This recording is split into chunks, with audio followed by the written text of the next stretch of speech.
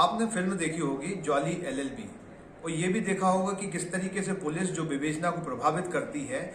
कई कई जगह तो पुलिस आम को इमली साबित करने का प्रयास करती है। लेकिन ऐसा ही एक मामला जब बंडा की छापरी गांव में आया, जहां 7 लोगों ने एक हरिजन व्यक्ति की हत्या कर दी और यहां पर भी पुलिस ने आम को इमली साबित करते हुए घटना को जेसीबी से होना बता दिया, जबकि मूल घटना डंडे से मारपीट करके की गई थी। तो इस मामले में न्यायालय ने दूध का दूध और पानी का पानी करते हुए मामले में हत्या का मामला दर्ज किया है और ये सभी आरोपी के खिलाफ मामला पंजीबद्ध करने के आदेश दिए हैं। इस मामले में हम बात करेंगे जो इस मामले के वकील रहे हैं हरिओम चतुर्वेदी कि किस तरीके से पूरा मामला प्रकाश में आया और उन्होंने किस तरीके से इस मामले को न्यायालय तक ले गए और क्या हुआ, तो उनसे हम बात करते हैं। पूरा घटनाक्रम है बंडा के छापरी गांव में जो हत्या का मामला दर्ज हुआ था, तो इसमें जो आरोपी थे वो किस तरीके के आरोपी थे और किस तरीके से ये पूरी घटना फैब्रिकेट की गई, ये इसके बारे में बताइए। फिर आखिर में निर्णय क्या हुआ, कैसे हुआ? पिछले साल लॉकडाउन के दौरान की बात है। 16/5/2020 को ग्राम छापरी में वहाँ के शिवराज सिंह बड्डे बोले जाते हैं, उनके परिवार के कुछ लड़कों ने, अभियुक्त हैं विक्रम, भोले, बबलू, ये लोग 7 लोगों ने एक हरिजन के साथ मारपीट की और 17 तारीख को उस बंडा अस्पताल में समाप्त हो जाता है। उसके भाई के द्वारा बंडा में इस संबंध में अपराध कायम कराया जाता है। FIR दर्ज होती है 344 आबले 20 अपराध क्रमांक पर, 302, 147, 148, 149 और हरिजन एक्ट में मामला पंजीबद्ध किया जाता है। और घटना के दूसरे दिन एक अभियुक्त की गिरफ्तारी हो जाती है। वो अभियुक्त हरिजन था और मृतक का भांजा था, उसकी गिरफ्तारी कर ली जाती है। शेष 6 अभियुक्त जो दबंग और सवर्ण परिवार से थे उनको छोड़ दिया जाता है। कुछ समय मामला शांत रहता है और फिर अचानक से ना किस तरीके से नया विवेचक नियुक्त किया जाता है उसमें से, और नया विवेचक जो रहता है वो सवर्ण अनुराग पांडे SDOP रहली नियुक्त किए जाते हैं इसमें, और वो मामले को नए तरीके से नए एंगल से लेते हुए विवेचना करते हैं और उनने एकदम से की गई हत्या को JCB द्वारा की गई दुर्घटना में बड़े शानदार तरीके से रूपांतरित कर दिया जाता है। लेकिन वो अपने अंतिम प्रतिवेदन में यह लिखते हैं कि यह घटना JCB द्वारा कारित की गई है। तो घटना को अंतिम प्रतिवेदन के अनुसार 304A में आना चाहिए, लेकिन वो 304 IPC में अपराध को मानते हुए चालान पेश कर देते हैं और प्रकरण कमिट होकर सेशन न्यायालय में विचाराधीन हो जाता है भागबल के विरुद्ध। 6 अभियुक्तों के खिलाफ साक्ष्य के अभाव में उन्मोचन की कार्रवाई प्रस्तावित कर देते हैं। इससे परिवेदित होकर फरियादी वीरन द्वारा मेरे माध्यम से अतिरिक्त विशेष न्यायाधीश श्रीमान नागले साहब के समक्ष एक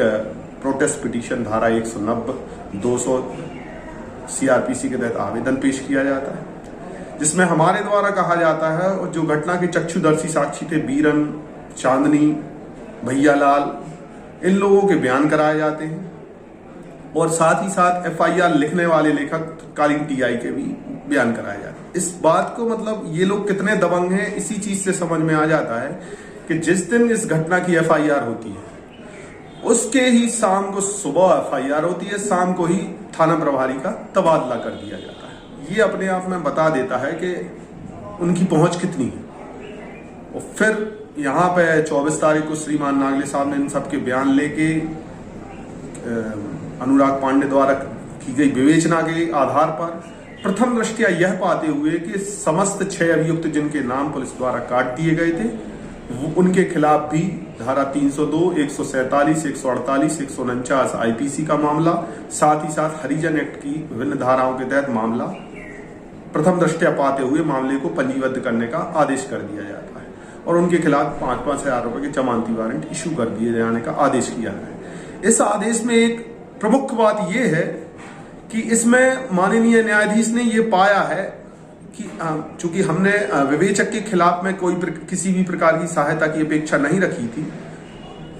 तो माननीय न्यायाधीश ने अपनी एक आदेश की कंडिका में स्पष्ट लिखा है कि फरियादी द्वारा किसी प्रकार की सहायता विवेचक के खिलाफ नहीं मांगी, अन्यथा की स्थिति में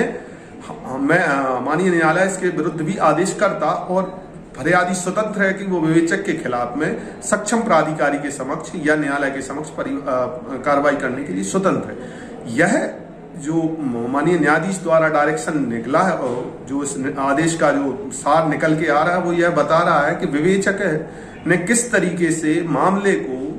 कूटरचित करके, किस तरीके से मामले को टर्न करते हुए, हत्या के मामले को सीधा टर्न घुमाते हुए 304 में और एक अभियुक्त के खिलाफ में ही पूरा मामला बना दिया। तो ऐसी स्थिति में अब हमारा जो फरियाद अभियुक्तों द्वारा अपने राजनीतिक पैसे की दम के रसूख पे जो संविधान द्वारा प्रस्तावित जो मर्यादाएं हैं, जो बताए गए नियम हैं, जो विधि का शासन है, उसको चैलेंज करने का प्रयास किया था। इसे माननीय न्यायाधीश द्वारा खंडित करते हुए, हमारी बात को मानते हुए उसकी इस पर स्थापना की कि पुलिस को अधिकार नहीं है किसी को छोड़ने का। पुलिस सिर्फ एडवाइजरी है, अंतिम मोहर खात्मा जो है वो न्यायालय के ही अनुमोदन पे लगाया जाएगा। ऐसी स्थिति में ये विधि द्वारा जो स्थापित प्रक्रिया है उसका पूर्णतः पालन करेगा। जो विवेचक हैं अनुराग पांडे जी, उनके खिलाफ आप क्या करने जा रहे हैं? जिस तरीके से न्यायालय ने प्रस्तावित किया है, तो आप लोग कुछ करने जा रहे हैं या फिर छोड़ रहे हैं? जी नहीं, इसमें हमारा अब चूंकि हमें तत्काल अभी जल्दी से कार्रवाई की अपेक्षा रखते थे फरियादीगण, इसलिए हमने सिर्फ अभी अभियुक्तों के खिलाफ ही ये पेश किया था। लेकिन हम कुछ ही दिन में जजमेंट की सर्टिफाइड कॉपी लेके और फिर अगले महीने में हम विवेचक अनुराग पांडे के खिलाफ में परिवाद पेश करेंगे, क्योंकि स्पष्ट प्रोविजन है इस संबंध में कि यदि विवेचक मिथ्या आरोपित करता है या